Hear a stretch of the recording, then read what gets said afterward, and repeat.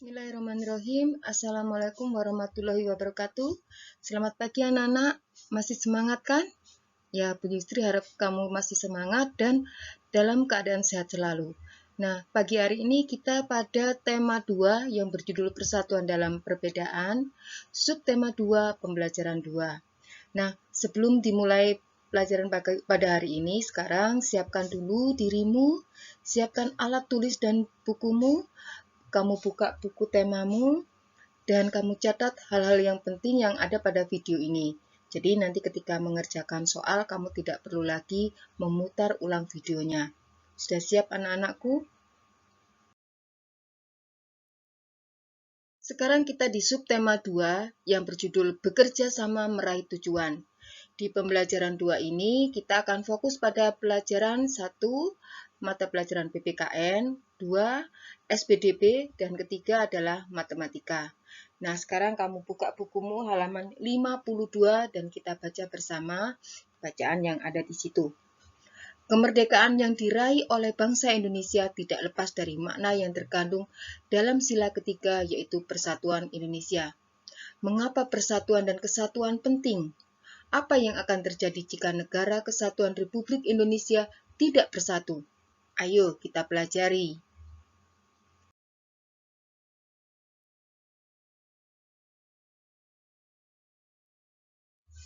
Mata pelajaran PPKN KD 3.4 menelaah persatuan dan kesatuan terhadap kehidupan berbangsa dan bernegara beserta dampaknya.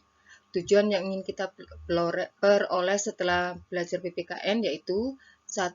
Setelah membaca teks, siswa mampu mengidentifikasi contoh manfaat persatuan dan kesatuan dalam kehidupan masyarakat sekitar. Yang kedua, setelah membaca teks, siswa mampu menuliskan contoh manfaat persatuan dan kesatuan dalam kehidupan masyarakat sekitar.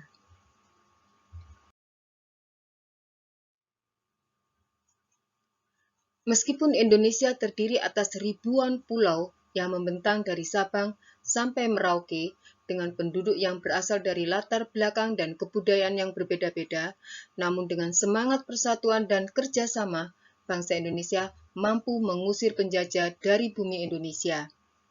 Bersatu kita teguh, bercerai kita runtuh adalah semboyan yang sering didengungkan untuk meningkatkan semangat persatuan pada masa penjajahan. Ayo kita pelajari bersama.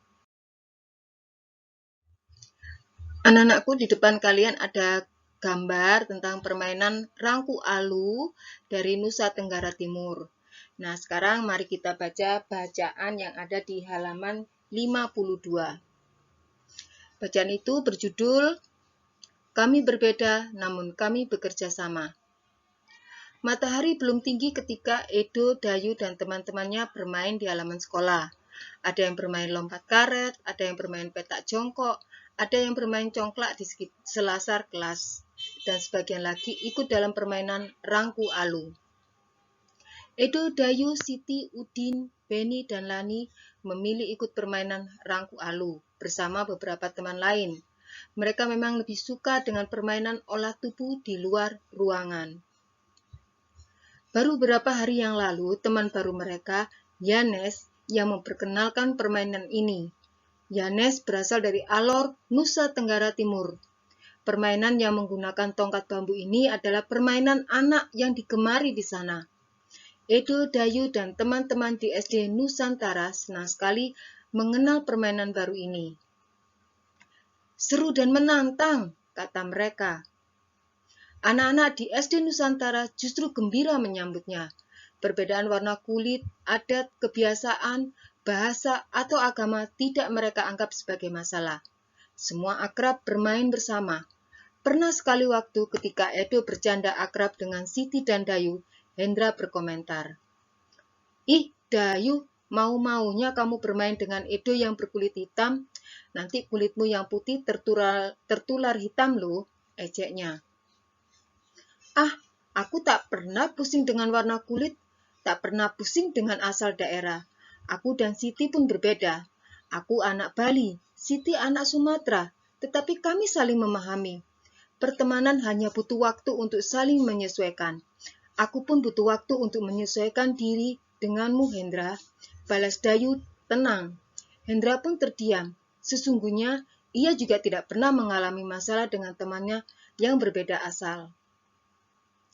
Begitulah gambaran keseharian di SD Nusantara. Anak-anak tetap rukun, bekerja sama, dan bersatu, walaupun mereka berbeda-beda. Wawasan mereka semakin kaya karena mengenal adat dan bahasa daerah lain. Semakin kaya dengan bermain bersama aneka permainan tradisional, rangku alu, bentik, gobak sodor, atau cinciripit menjadi perekat yang menyenangkan. Anak-anak, setelah membaca teks bacaan yang berjudul Kami Berbeda Namun Kami Bekerja Sama, sekarang mari kita jawab pertanyaan yang berhubungan dengan bacaan tadi. Pertanyaan pertama, apa saja perbedaan yang kamu temukan dalam cerita di atas? Jawabannya yaitu permainan kesukaan, asal daerah, warna kulit, adat, kebiasaan, bahasa, dan agama. Pertanyaan yang kedua yaitu bagaimana sikap Edo dan kawan-kawan menyikapi perbedaan tersebut? Jawabnya adalah Edo dan kawan-kawan menyikapi perbedaan tersebut dengan cara saling memahami, rukun, bekerja sama, dan bersatu. Pertanyaan yang ketiga yaitu apakah perbedaan menghalangi mereka dalam melakukan kerjasama? Jelaskan. Maka jawabannya yaitu tidak. Karena dengan bekerja sama, wawasan mereka semakin kaya dengan mengenal adat, bahasa, dan permainan tradisional. Pertanyaan yang keempat yaitu, apa manfaat yang kita peroleh ketika mampu bekerja sama dengan orang-orang yang berbeda? Jawabannya yaitu, manfaat bekerja sama dengan orang-orang yang berbeda adalah dapat memperkaya wawasan karena mengenal adat dan bahasa daerah lain. Sekarang kita lanjutkan membaca pertanyaan dan menjawab pertanyaan itu. Pertanyaan yang kelima yaitu, pernahkah kamu bekerja sama dengan teman-teman yang berbeda? Berikan contoh. Jawabannya, tentu pernah. Contohnya, ketika piket kelas dengan teman yang berbeda agama mengerjakan tugas kelompok dengan teman yang berbeda suku. Lalu, pertanyaan yang keenam, bagaimana kamu menyikapi perbedaan yang ada? Jelaskan. Jawabannya yaitu, perbedaan tidak boleh menghalangi semangat persatuan, karena kerjasama merupakan hal yang sangat penting dalam mencapai tujuan sebuah kelompok. Pertanyaan yang terakhir, jelaskan manfaat kerjasama dan persatuan dalam kehidupan sehari-hari. Jawabnya, manfaat kerjasama dan persatuan dalam kehidupan sehari-hari adalah mempermudah pekerjaan, tujuan mulia bisa tercapai karena persatuan. Itu adalah 7 pertanyaan dan 7 jawaban yang berhubungan dengan bacaan yang tadi kita baca bersama.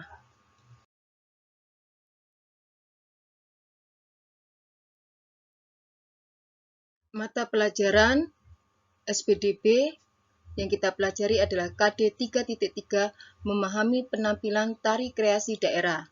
Tujuan yang ingin kita peroleh yaitu setelah mengamati gambar, membaca penjelasan oleh guru, siswa mampu mengidentifikasi gerakan pada tari indang. Nah, anak-anak, sekarang kita belajar pola lantai tari indang. Sebelum kita pelajari pola lantai, berikut dengan uraian gerakannya dalam tari indang, saksikan dulu video tayangan berikut ini.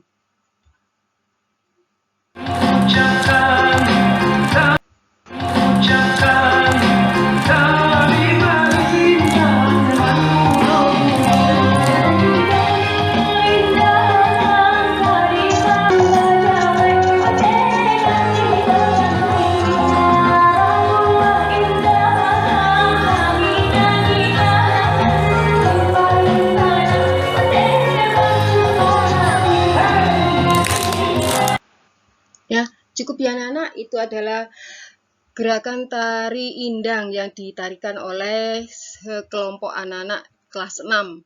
Ya. Nah, sekarang kita belajar tentang pola tari indang. Tahukah kamu bahwa kerjasama dan persatuan juga penting ketika kamu menampilkan tari secara berkelompok seperti itu tadi? Apakah kamu masih ingat tentang pola lantai ketika menari? Ada 4 kan? Horizontal, vertikal, diagonal, dan lingkaran atau melengkung. Langsung, pola lantai. Pola lantai adalah pola Dena yang harus dikuasai oleh seorang penari dan berfungsi untuk membentuk posisi dalam sebuah ruang gerak. Nah, sekarang kita akan menerapkan pola lantai tersebut dalam tari indang yang berasal dari Sumatera Barat. Amati gambarnya. Sekarang kamu bisa buka bukumu halaman 55. Gerakan pertama, uraian gerakan yang pertama yaitu tangan kiri menumpu tangan kanan sembari menggerakkan ujung jari agar berbunyi tik, jadi diklikkan ya. Dilakukan secara bergantian selama 3 kali. Kemudian tangan kanan diayunkan ke arah kiri sehingga posisi tangan kanan menumpu tangan kiri seperti pada gambarnya. Kemudian gerakan yang kedua, tangan kanan ke depan kemudian memukul lantai, sedangkan tangan kiri ke belakang. Kemudian memukul lantai juga dilakukan secara bergantian selama 3 kali. Selanjutnya tangan kanan dan kiri ditarik ke arah badan membentuk sudut siku-siku. Nah, di sini kalian bisa lihat gambarnya. Lalu kamu praktekkan sekalian. Kamu lakukan sesuai dengan uraian geraknya. Sudah bisa? Kita lanjutkan lagi ya. Uraian gerakan selanjutnya yaitu gerakan ketiga, tangan kiri ke depan, kemudian memukul lantai. Sedangkan tangan kanan ke belakang, kemudian memukul lantai. Dilakukan secara bergantian selama 3 kali. Sekarang gerakan yang keempat, ulangi gerakan yang kedua tadi. Gerakan yang kelima, ulangi gerakan yang ketiga tadi. Sekarang gerakan yang ke-6 dan ke-7, posisi badan ke arah kanan. Kedua tangan diletakkan ke atas paha kanan. Tangan kanan di atas tangan kiri, kemudian pergelangan kedua tangan digerakkan. Untuk ke gerakan yang ke-7, posisi badan ke arah kiri, jadi berlawanan dari arah yang gerakan ke-6. Kedua tangan diletakkan di atas paha kiri, tangan kiri di atas tangan kanan. Nah, ini kalau hanya sekedar teori seperti ini, mestinya harus kamu praktekkan. Nah, coba kamu lakukan gerakan seperti gerakan nomor 1 sampai nomor 7 dulu. Sudah bisa? Nah, sekarang kita ke gerakan ke-8. Karena gerakan ke-8 adalah mengulangi gerakan yang ke-6.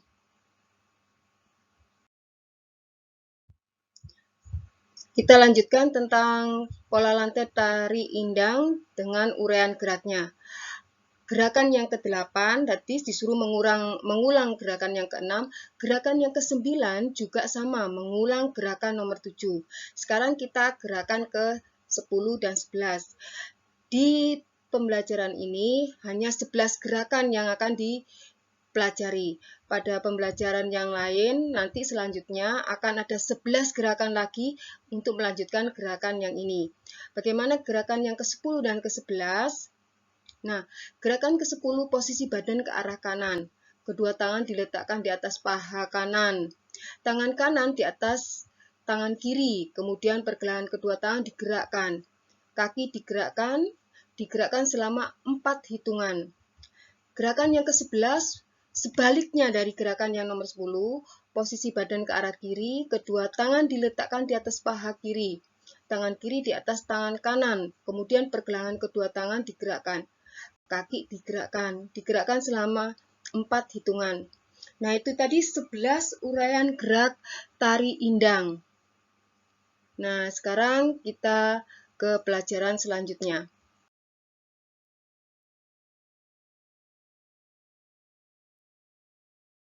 Mata pelajaran Matematika, KD-nya 3.3 menjelaskan dan melakukan operasi hitung campuran yang melibatkan bilangan caca, pecahan, dan atau desimal dalam berbagai bentuk sesuai urutan operasi.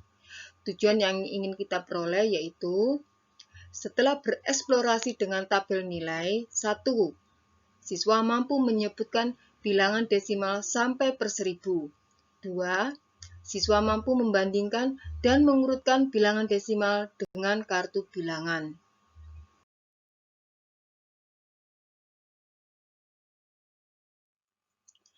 Anak-anak, sekarang mari kita baca bacaan yang ada di depan kalian.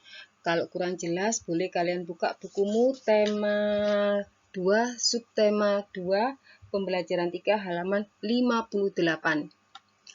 Tari indang biasanya ditampilkan secara berkelompok, sehingga diperlukan panggung yang luas. Panggung di sekolahku memiliki panjang 4,5 meter, lebar 3,5 meter, dan luas 15,75 meter persegi. Panggung tersebut cukup menampung kelompok tari di kelasku. Ukuran panggung di sekolah Edo dinyatakan dalam bentuk bilangan desimal. Apa yang kamu ketahui tentang bilangan desimal tersebut? Jelaskan. Nah, sekarang kita jelaskan setiap angka yang terdapat pada bilangan itu tadi. 4,5 itu maksudnya bilangan 4 itu satuannya, bilangan 5 adalah persepuluhnya. 3,5 berarti 3 itu adalah satuannya dan 5 adalah persepuluhnya. 15,75 maksudnya angka 1 adalah puluhan, 5 adalah satuan, 7 adalah persepuluh, dan 5 adalah per100. Nah, sekarang ada bilangan 4,412. Dapatkah kamu menyebutkan bilangan di atas? Tentu bisa ya. Bilangan di atas merupakan campuran antara bilangan bulat dan bilangan desimal. Bilangan desimal adalah bilangan yang mempunyai penyebut khusus, yaitu 10, 100, 1000, dan seterusnya. Perhatikan nilai tempat untuk bilangan bulat dan bilangan desimalnya. Nah, di sini ada tabel. Tabel ini dimulai dari sebelah kiri, yaitu 1000, 100, 10, 1, sampai ke kanan, per 10, per 100, per 1000. Kalau 1000 angkanya 1 dan nolnya 3, 100 angka 1 dan nolnya 2, 10 angka 1 dan nolnya 1. Kalau satuan tidak ada nolnya lagi. Per 10 berarti 0 per 10, jadi pembilangnya 0, penyebutnya 10. Per 100, pembilangnya 0, penyebutnya 100. Per 1000, pembilangnya 0, penyebutnya 1000. Kalau dibuat dengan desimal angka, berarti 0,1 untuk per 10. Per 100, 0,01. Ada 0 di belakang angka koma. Kemudian per 1000, 0,001. Berarti ada 2 angka 0 di belakang tanda koma.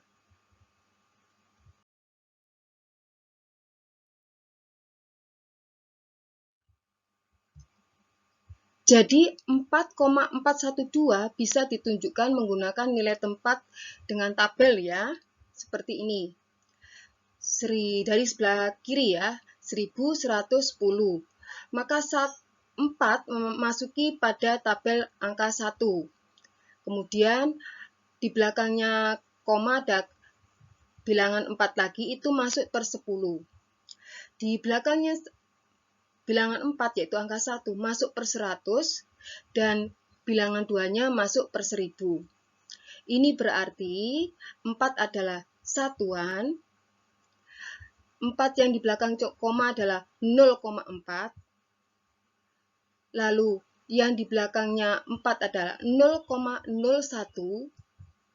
di belakangnya angka 1 adalah 0,002 atau per 1000. Jadi bisa dibaca seperti bukumu di halaman 59. 4 itu angka 4 menunjukkan bilangan satuan. Angka 4 di belakangnya koma menunjukkan bilangan per 10, nilainya 0,4. Angka 1 di belakangnya angka 4 menunjukkan bilangan per 100, nilainya 0,01. Lalu angka 2 di belakangnya angka 1 itu menunjukkan bilangan per 1000, nilainya 0,002. Sehingga 4,412 terdiri atas 4 satuan ditambah 4/10 ditambah 1/100 ditambah 2/1000, hasilnya menjadi 4,412 atau 4, kalau ditulis operasi bilangannya 4 ditambah 0,4 ditambah 0,01 ditambah 0,002.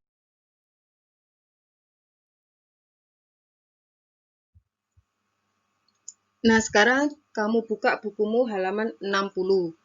Kita akan mengerjakan soal yang ada di situ. Nah, sekarang perintahnya yang kita baca bersama. Gunakan tabel nilai tempat untuk menentukan nilai masing-masing bilangan berikut. Sekarang bilangan yang pertama yaitu 3,654.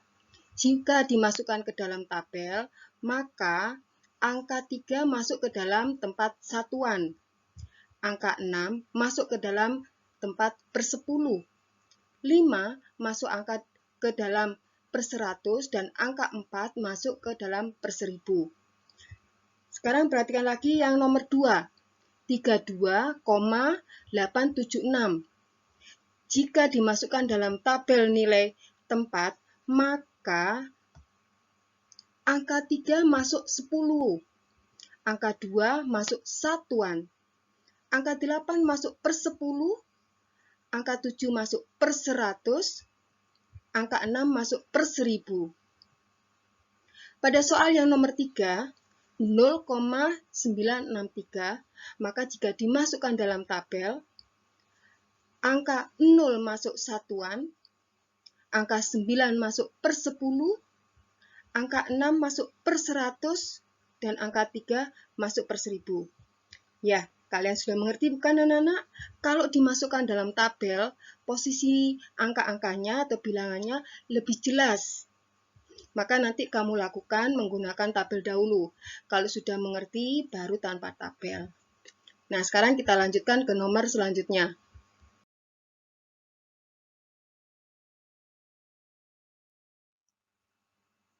Selanjutnya nomor 4.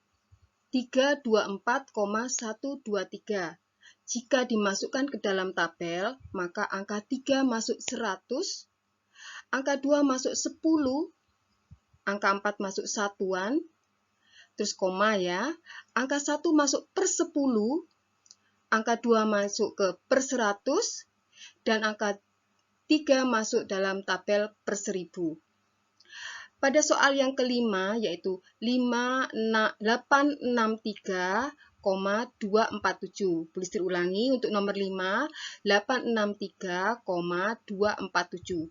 Jika dimasukkan ke dalam tabel, maka angka 8 masuk 100, angka 6 masuk 10, angka 3 masuk satuan, angka 2 masuk per-10, angka 6 masuk per-100, dan angka 7 masuk per-1000. Sudah jelas kan anak-anak? Jika angka-angka atau bilangan-bilangan ini dimasukkan dalam tabel, maka kalian akan lebih mudah mengetahui posisi nilai tempat dari setiap angka atau bilangannya. Nanti jika sudah mengerti, kamu boleh menggunakan tanpa tabel. Nah, sekarang mari kita akhiri pelajaran pada hari ini. Anak-anak, setelah berakhirnya pelajaran tadi, maka Bu Yulistri ucapkan sekian dan terima kasih. Wassalamualaikum warahmatullahi wabarakatuh.